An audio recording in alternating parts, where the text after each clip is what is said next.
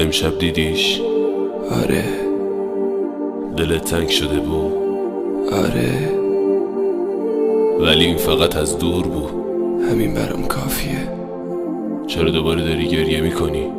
دلتنگشم. خسته نشدی از بس منتظر موندی؟ نه، ولی اون بهت فکر نمیکنه. برام مهم نیست. تو حتی به عکسشم قانعی. چرا؟ نمیدونم. اون کنار یکی دیگه خوشه. خوشیش آرزومه. تو دیوونه ای. آره، دیوونه ی اون. کاش اونم تو را انقدر دوست داشت. ای کاش.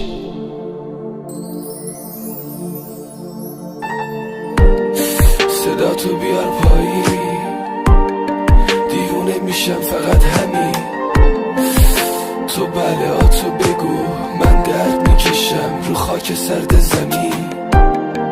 کی شماتی درست کردیم از مرگ و گریه های نفس بریدنی.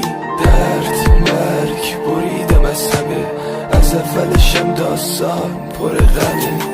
نوشته های من امشب رو بال پروازه، دلیل گریه های من هیچی نیست رازه. تناب دار دروغای تو دور گلو خفه میکنه ولی کلی خاطره میسازه. تو عاشق ثروت و پول و ماشین و زری، میرسی به همه چی به حرمت دل شکنی. تو حرمت لیلی و شکستی به هرزگری، فرهادو کشیدی به مرگی از جنس خودزنی. دیگه وقتشه که از هم خدافزی کنیم. ناجیه حس قریب تو بودم، من خواب شده بودم با حرفای دروغین تو را. گرفتار عادت سنگین مست شدنم، به یاد چشای تو از همه چی میگذرم. اون غروب سنگین نبودن دیرم کرد، آشیونم خراب در به در و گیجم کرد. از تمام اون روزا یه خاطره مون به دلم، تو که رفتی لعنتی بعد تو کجا برم. این بار آخره که اسم تو حک میکنم، دیوونه وار از نبوده تو نفس میبرم. کم کمش دیوونه یه عکسای رنگیت میشم، دل خلام هستم افسرده و پیر میشم. توی خاطرات تو فقط قدم میزنم، تا جایی که بتونم نفس میزنم. تو میری قلب من از دوریت بیتاب میشه، بدیاتم روی دیوار خونه قاب میشه. واسه کل عاشقای شهرمون ساز زدم.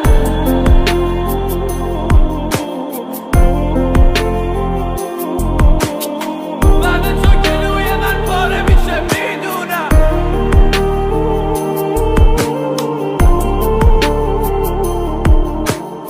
بعد تو هر کی اومد از سرم باز زدم.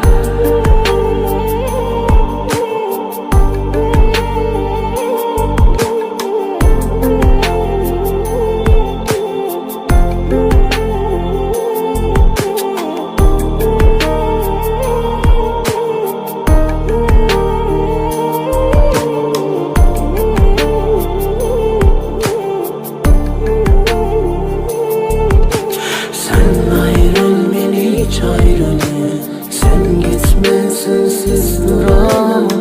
Seviyorum seni tek başına, sen yaşa, otur sen bırak bana.